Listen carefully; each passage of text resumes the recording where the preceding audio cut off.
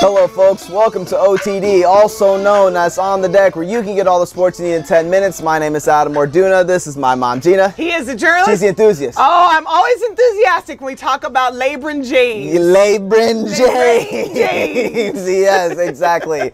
Well, as our title suggests, we're talking about Steph Curry and LeBron James, okay? James. Steph versus LeBron, and as we are nearing... Say this man's right. LeBron James. LeBron James, yeah. You don't want to go ahead and disrespect the name. Yeah, LeBron James. Because he might get you kicked out, all right? So you might want to just call his name right, okay? Yes, Steph versus LeBron as we're nearing the finals, the NBA Finals. The Golden State Warriors have closed out the game again, or closed out the series, excuse me, against the San Antonio Spurs. They swept them 1 through 4. Western Conference champs. They won on the road, and so now we're waiting for Cleveland to maybe take that plunge against the Boston Celtics, as the Celtics shocked the Cleveland Cavaliers last game, Game 3 at home. And so maybe they'll handle it tonight, and then we can finally get to the point of the season where what we've all been waiting for is the actual NBA Finals. Because really, for the most part, the playoffs have been a little hit and miss this year because at least with the two juggernauts, it's just been sweep. Right. And then some of the other series have not been so great. But now we are nearing the finals, and we've got the Cavs if they can handle it tonight, and then we obviously have the Warriors. Well, we will see. The Celtics might win again. The Celtics might win. And either way, they got to go to a Game 5. Exactly. So we'll see. So we are talking about, for the most part, team chemistry. And so the big question for everyone this year was, with Kevin Durant joining Golden State over the summer, how is he going to actually fit with what Golden State's got going on? Because they've been a machine without him or anybody else. I mean, they've made it to 2 straight finals without another superstar. Set a Clay, regular season win record. Draymond, Andre Iguodala, the whole roster is Sean Livingston. The whole roster is star-studded for the most part.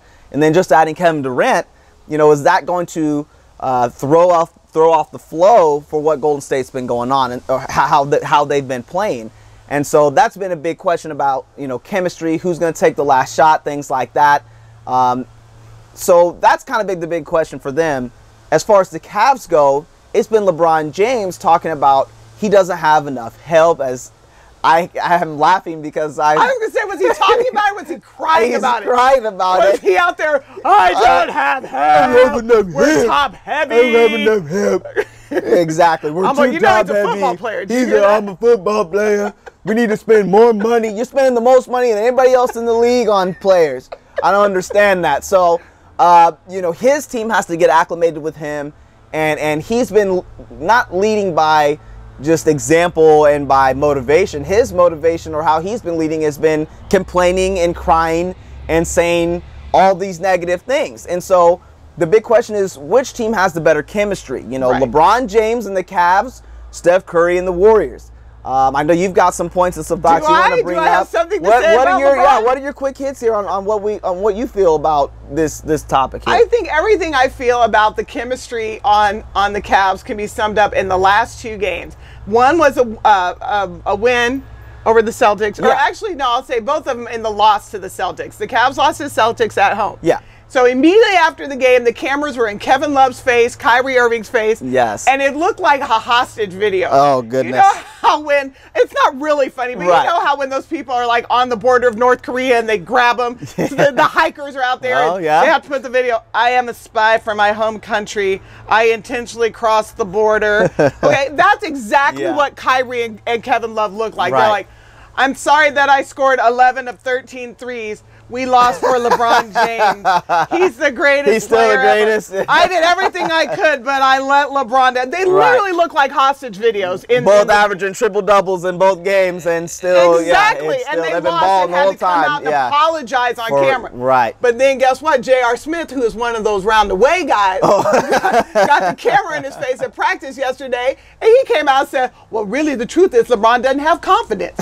And they said, "Do you lack confidence?" He said, "I never lack confidence." And then the funny part was, it was like he caught himself and was like, Is he coming around the corner? Let me Did see. he hear me? Where he at? Did he get out the locker room? Because what I meant was, he's the best player.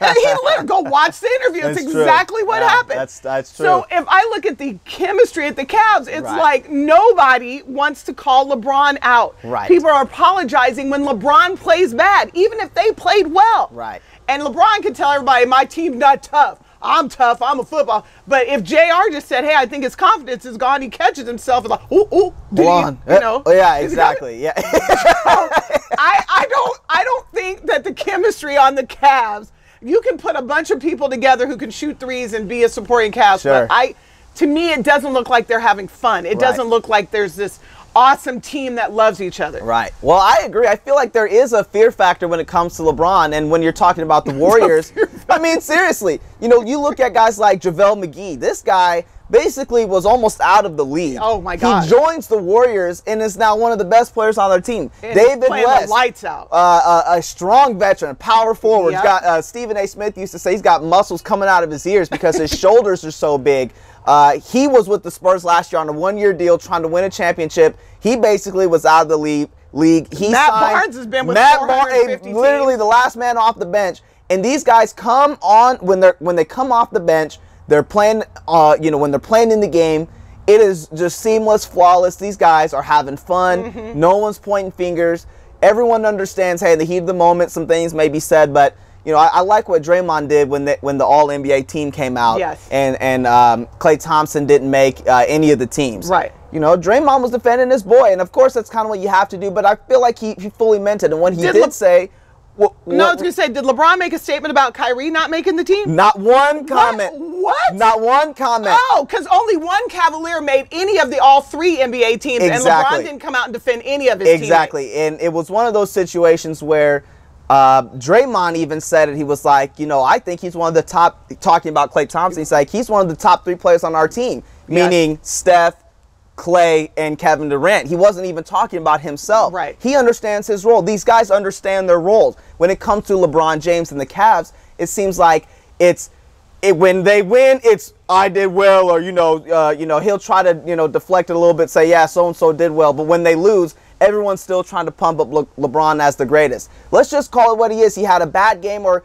hey, maybe he shouldn't be shooting threes. Maybe he should change up his shot selection. Well, didn't he had 7 points in the first quarter and went 0 points in the last 6 minutes of that game. You can't have that. And so, people have talked about him being a Mount Rushmore type of player. They said it. It was the '93 finals against the Knicks. Michael Jordan only scored 22 points in that game.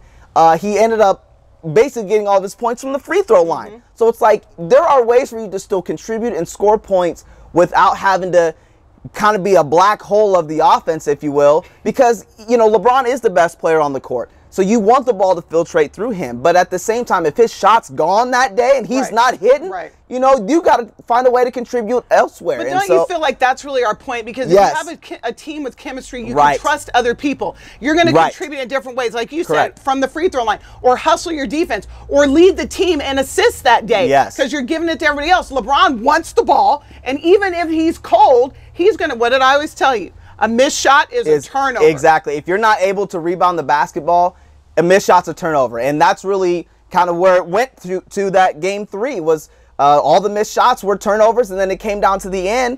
And I think it was a lot of foreshadowing how they came out of the game. Let's talk about that real quick. Isaiah Thomas, they call him IT. Isaiah Thomas was talking about after the game 2 loss at home. He was like, look, we still have a chance. They're not the Monstars. Which is a reference to Space Jam. Exactly. The Looney Tunes had to play with them. MJ. It was a great movie in the night. Well, it's not a great movie, but it's one of those iconic movies. I love that movie. I call it great, but a lot of people are like, oh, it's terrible. Anyway, the Monstars were, they stole the NBA players' talent, Patrick Ewing, Charles Barkley, and Muggsy Bogues, exactly, Sean Bradley, all these guys, and they became these monsters, and so they dominated the Bugs and all the Daffy Duck and all these guys, and they ended up losing that game because Michael Jordan is the greatest of all time. He outstretches and dunks the ball at the very end of the game. Well, that's almost exactly what happened in Game 3. Avery Bradley shoots a 3-pointer It hits every part of the rim. Now, you can call it luck if you want to, but it goes in at the last seconds of the game, and the Celtics win. And listen, that ball bounced just long enough to run all the time off the clock, so there's nothing that can be done. But the point was, the Cavs came out, their intro onto the court was to the Monstars. Hit him high, hit him high, hit him high, hit him high. So here's the thing, why would you go out to a song of a team that lost? I mean, seriously, exactly. At least, you know what, I will say this, at least that was tongue-in-cheek. That looked like a little fun. Because what you see with the Cavs, you know what the kids all say? There was a thing about Steph Curry, and they were interviewing little kids, because #1 selling jersey, #1 most popular player is Steph Curry. Yes. Is they said he smiles. He looks like he's having fun. When you look at the Warriors, everybody's dapping up, everyone's slapping. It's beautiful when it's awesome to watch them play. At least when they came out to the Monstar song, they smiled for like 5 minutes. It looked fun for a few seconds. Right. Well, so basically, what is your overall thought? Who has the better chemistry, LeBron's team or Steph Curry's team? Hands down, Steph's team. And it's not just who's winning. It's what team do you want to hang out? Do you want the guy calling you out, or do you want to do the Hostageville? I'm so sorry, I played good. Every time you do something, but it's still not good enough, you're still like, dang, I agree. Give me the Warriors all day. The Warriors, they look good right now. If the Cavs can maybe pull it off tonight, and we'll see what happens, and the Celtics aren't going down quietly. What about you? You Cavs all day? For tonight's game? No, for the chemistry. Oh, no, the Warriors. It's beautiful to watch them play. Hubie Brown was talking about it last night. It was like there was a nice little play. Steph Curry dropped back in the corner, and his commentary was perfect because you just see it develop. And Hubie Brown, he's a Hall of Fame coach, and he's an ESPN basketball analyst, and he's just like, It was just perfect timing because you could just see Steph, and he just hits this corner three. It was just beautiful. The chemistry is awesome. Chemistry for the Warriors. It's awesome. Well, anyways, Steph wins again. Yes. Well, we want to say we appreciate your time, folks. Subscribe to our YouTube channel. Type in my name, Adam Orduna. Like our Facebook page. Type in OTD. Follow us on Twitter. See all of our episodes. We got much more for the NBA Finals and the playoffs, and we want to say that we'll see you next time, folks. Thanks for joining us.